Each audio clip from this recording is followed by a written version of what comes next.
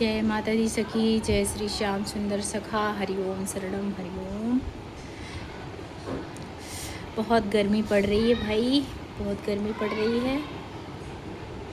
आज शुक्रवार है, सारा काम निपट गया है। 9 साढ़े 9 बज रहे हैं। चलो थोड़ा भगवान का भजन कीर्तन कर लेते हैं।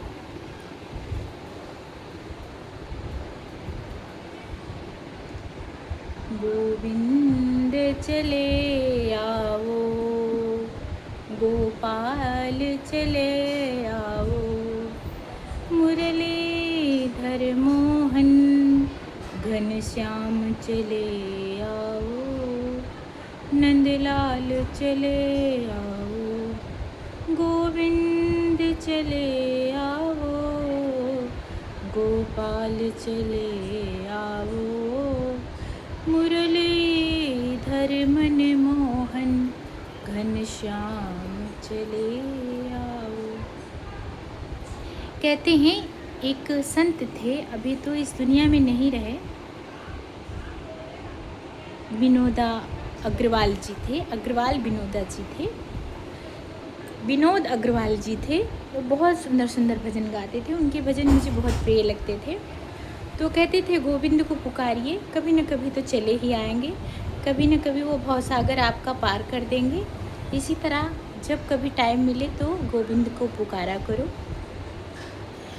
और आज मैं एक संत के मुँह से एक बहुत सुंदर कथा सुनी कि इतने अच्छे जीवन में मत बनो कि आपकी अच्छाइयाँ ही आपको खा जाए। तो मेरी समझ में बात आ गई कि सही बात है। काम, क्रोध, मद, लोभ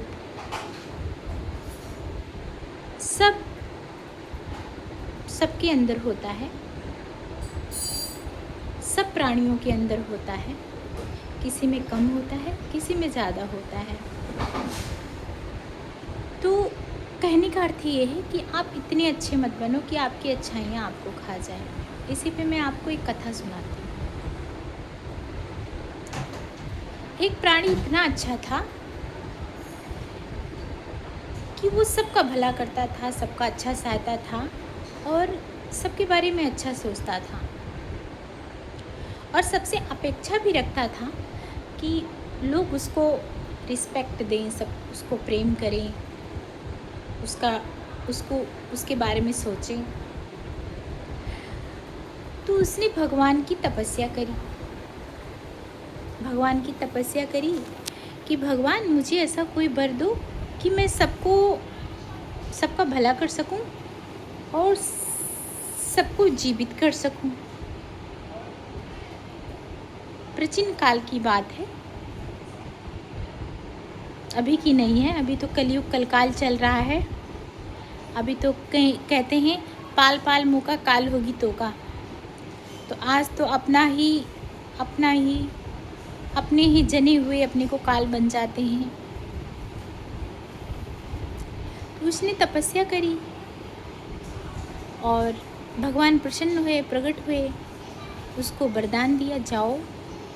उसको एक संजीवनी मंत्र दिया कि इस मंत्र का तुम अपने हाथों से, अपनी बाणी से पढ़ोगे और अपने हाथों से जल छिड़क दोगे तो मृतक जीव जीवित हो जाएगा। तो जब वो तपस्या करके लौटा तो सबसे पहले जंगल में उसे एक मृतक शेर मिला, मृतक पड़ा हुआ था। तो वो प्राणी में चेतना स्वरूप, वो स्त्री भी हो सकता है, पुरुष भी हो सकता है। तो उसने सोचा ये मृतक शेर पड़ा है, चलो सबसे पहले इसको ही जीवित कर देते हैं। वो इतना अच्छा था कि उसको ये ज्ञात नहीं हुआ ये शेर है, इसको जीवित करूँगा तो इसको ये नहीं पता है कि मैं मर चुका हूँ और मैं आज जीवित हुआ हूँ, तो इसके कारण वो उसको ही खा लेगा। लेकिन उसने जल छिड़का, अपने शब्दों से मंत्र का उच्चारण किया और उसको जीवित किया। जैसे वो जीवित हुआ तैसे उसके सबसे पहले उसके हाथों को खाया, फिर उसको खा गया। कहानी तो बहुत विस्तार पूर्वक, बहुत बड़ी, बहुत लंबी है, लेकिन मैंने इसको शॉर्टकट संक्षेप में सुनाया है। कहने का अर्थ है कि आप इतने अच्छे मत बनो, इतने त्यागी, इतने भोले मत बनो कि आपकी अच्छाइयाँ ही आपको खा जाए, कि आप चेतना स्वरूप और अपने आप को भूल जाओ। हरि शरणम, हरि शरणम। मेरे कथा का अर्थ है अपने लिए जियो।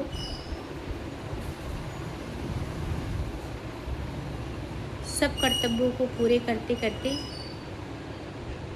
आप क्या हो, आप क्या हो, आप अपने आप को भी जानो। हरि ओम शरण।